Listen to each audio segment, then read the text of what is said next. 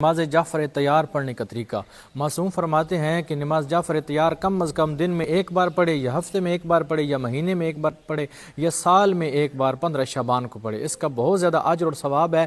حتیٰ کہ روایات میں ہے کہ معصوم فرماتے ہیں جو بندہ نماز جعفر تیار پڑھتا ہے تو اس کی زندگی کے تمام گناہ معاف کر دیے جاتے ہیں۔ یہ 4 رکعت نماز ہے، 2 کر کے پڑھنی ہے۔ نیت کرنی ہے 2 رکعت نماز جعفر تیار پڑھتا ہوں قربتاً الی اللہ۔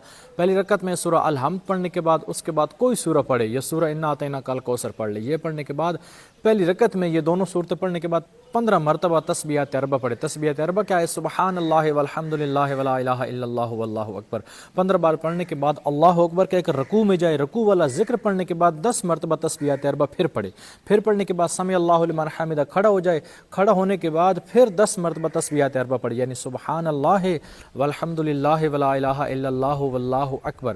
پھر سجدے میں جائے، سجدے والا ذکر پڑھنے کے بعد 10 مرتبہ پھر تسبیحات اربع پڑھے، سجدے میں پڑھنے کے بعد پھر اٹھ کر بیٹھے، استغفر اللہ ربی واتوب الیہ کہے، پھر آپ 10 مرتبہ تسبیحات اربع پڑھیں، پھر اللہ اکبر کہہ کر سجدے میں جائے، سجدے والا ذکر پڑھنے کے بعد پھر 10 مرتبہ تسبیحات اربع پڑھے، پھر اٹھ کر بیٹھے اللہ اکبر کہے، پھر 10 مرتبہ تسبیحات اربع پڑھے۔ یہ ایک رکعت میں 75 دفعہ جو ہے تسبیحات اربع پڑھے، پھر اٹھ جائے دوسری رکعت کے لیے، دوسری رکعت ہی بالکل ایسے پڑھے جو پہلے رکعت پڑھی ہے۔ 2 رکعتیں پڑھنے کے بعد پھر 2 رکعتیں اسی طریقے سے پڑھے۔ اس کے اتنا ثواب ہے کہ تمام زندگی گناہ معاف ہوتے ہیں اور